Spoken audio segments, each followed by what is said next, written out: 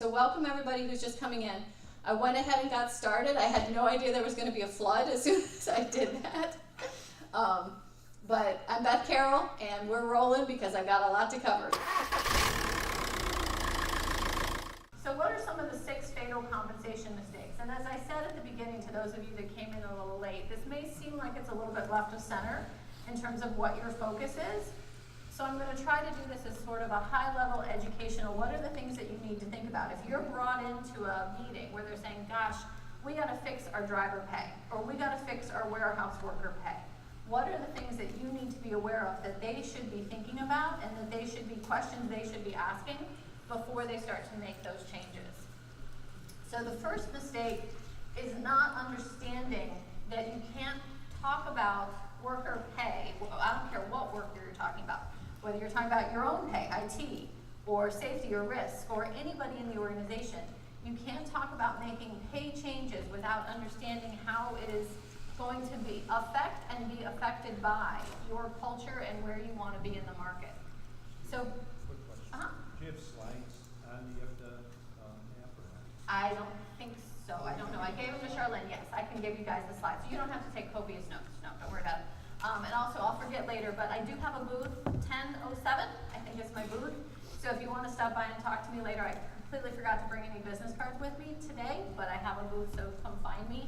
I also have a book on freight broker compensation. It may not be at all relevant to you guys at all, but if you're interested in getting more into how compensation works and some of the more details, it's actually pretty relevant beyond just freight broker. I just happen to use that industry as a sample. So come find me at my booth. Okay, so for this industry, I think the most important thing is to really have a good grip of where you are in the labor market and where you want to be, okay? So some basic statistical terms that you should be aware of here. So generally speaking, so think of a bell curve, okay? And most companies will say they want to be at the 50th percentile of the market, okay? What that means is that half of the companies pay more than you do and half of the companies pay less than you do, okay? So 50th percentile is basically another word for the median. It's the statistical median. Sometimes people get confused by that and they hear 50th percentile and they think that means we're paying 50% of the market. If you were paying half of what the market pays, you wouldn't be able to hire anybody, right? So that would be the equivalent of you've got a $13 an hour starting rate that you're paying $6.50, okay? For one, it's illegal, and you're not going to be able to hire anybody at that rate, okay? So you think about the median, the bell curve distribution, and for a lot of these roles, the bell curve is pretty tight, okay? There's not a big spread here. You don't have forklift operators, in some cases, making $30 an hour, and in other cases, making $15 an hour. They're all going to be pretty tight, and it's probably going to be someplace between $15 and maybe $18, $19 an hour, okay? So you have to think about where it is that you want to fall relative to the other companies out there.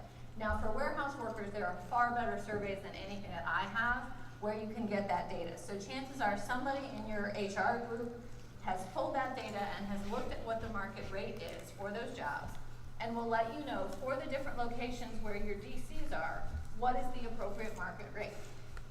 Your compensation committee, or the group of people that's looking at this, is going to have to decide, is it sufficient to be at the 50th percentile of the market? Is it sufficient to be at the median? Or do you want to be at the 60th or 70th or 75th percentile, okay? Even if you're at the 75th percentile, that sounds very elaborate, right? It sounds like, oh my God, that's huge. 25% of the companies out there still pay more than you do, okay? So even if you're at the 75th percentile, that just means you pay better than 75% of the companies, but 25% still pay more. Is anybody from Amazon in here? Probably not. And they might not be very welcome at the table if they are. But you guys, I'm sure, have all heard Amazon's going to, what, 15? Right? $15 an hour. So that's going to be putting some pressure on where the market is going to be for this. So you guys are going to have to be thinking about what are the external forces from a market competition standpoint that you need to be meeting in order to be able to attract and retain talent. You also need to think about how you want that pay to evolve over time. Do you want your culture to be one of tenure based, where you're rewarding people for just sticking around, or do you want it to be performance based? Okay, strategies. So you need to think about how your culture is going to drive the compensation decision. You also have to think about how much you can change. This is a world where you have to change in little teeny tiny steps, because we're talking about so many people that are affected, and it seems very small from our perspective if we're talking about a 5-cent change or a 2.5-cent change or something like that. But when you spread it across thousands of employees, it can really add up in terms of the costs. You also need to think about your business objectives and strategy. So in terms of like job grading and role definition, do you want your workers to be interchangeable in terms of what they're doing? So this is a question for ops, okay? So ops would come in and say, hey, I really think it's important that we don't have silos in terms of our job definitions. Instead, we want to be able to move people around into different functions depending on what the needs are of the day. Other times, ops might say, look, we've got a lot of people and we really want to segment into discrete roles, and we really want to make sure we're clear who's working the shift that has them in the freezer and who's not, and we want to segregate and be able to pay the premium when they're doing that.